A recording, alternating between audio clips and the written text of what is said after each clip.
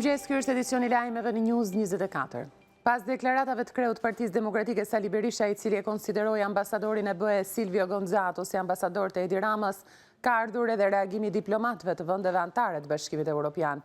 Në një deklaratë përbashkët thuhet se qëndrojnë të bashkuar në mbështetje të ambasadorit BE-s dhe ekipit të tij, ndërsa kritika e tij cilësojnë të pajustifikuara.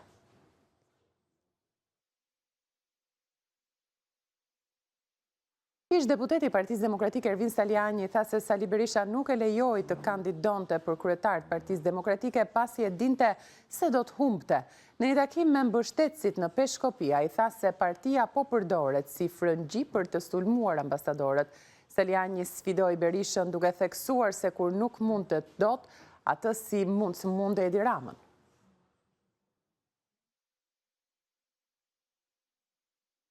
Në podcastin e radhës, kryeministri Edi Rama tha se Shqipëria është më afër se kurrë anëtarësimit në Bashkimin Evropian. Duke komentuar raportin për mediat, Rama tha se 60% e kohës shkon për opozitën. Sali Berisha i përgjigje deklaratave të Ramës, sipas kreut të opozitës, kryeministri ka fshehur dhe nuk komenton raportin e Komisionit të Jashtëm të Parlamentit Evropian, i cili flet për mbrojtjen që vetë Rama i ka bërë Belinda Ballukut. Shefi Selis blushton se kryesocialisti nuk komenton as raportin i barë që nuk është votuar ende nga Bashkimi Evropian. Berisha thot se opozita nuk ka 60% të kohës në televizione, pasi 90% të mediave kontrollohen nga Edi Rama. Mëngjesi i kësaj të hëne rezultoi tragjik për një 71 vjeçar në Lushnjë, i cili gjeti vdekjen teksa po shkonte për të punuar tokën mezetor. Gjëra ndodhi në fshatin Dushk të Lushnjës, ku 71 vjeçari po shkonte drejt tokës bujqësore bashkë me një person tjetër dhe mjeti u përmbys në rrugë duke përfunduar në kanal. Si pasojë e aksidentit, 71 vjeçari Ekur Angelo ndroi jetë në vëngjarje, ndërsa personi tjetër i plagosur u dërguar në spitalin e Lushnjës dhe mësohet se është jashtë rrezikut për jetën.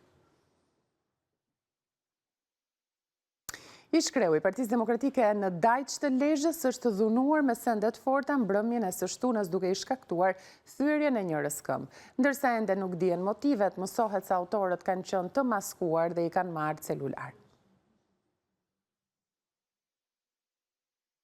Presidenti Trump e ka hedhur poshtë përgjigjen e Iranit ndaj propozimeve të Shteteve të Bashkuara për të dhënë fund luftës, duke i quajtur atë krejtësisht të papranueshme. Agjencia Tasnim e Iranit tha se propozimi i Teheranit i dërguar nëpërmjet Pakistanit, i cili ka shërbyer si ndërmjetës, përfshinte një përfundim të menjëhershëm të luftës në të gjitha frontet, një ndalim të bllokadës detare amerikane të porteve iraniane dhe garanci për të mos sulmuar më tej Iranin. Trump postoi në Truth Social: "Sapo lexova përgjigjen nga ata shtuquajturit përfaqësues të Iranit, nuk më pëlqen, plotësisht e papranueshme", theksoi Trump. Armëpushimi vijon të vjet në provë, teksa 3 persona kanë humbur jetën pas sulmeve izraelite në Gaza. Izraeli ka shtuar sulmet e tij ndaj forcës policore të drejtuar nga Hamasi në Gaza, të cilën militantët e kanë përdorur për të rivendosur qeverisjen në zonat nën kontrollin e tyre.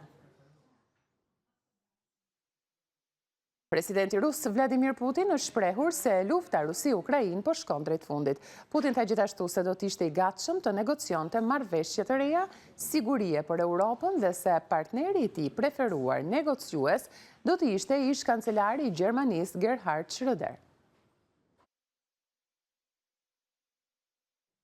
Ishte edicioni shkurt informativ në News 24, në balkanweb.com mund gjeni çdo informacion tjetër të minutës fundit, gjithashtu mund të na ndiqni edhe përmes live streamit. Ju falenderoj për vëmendjen tuaj.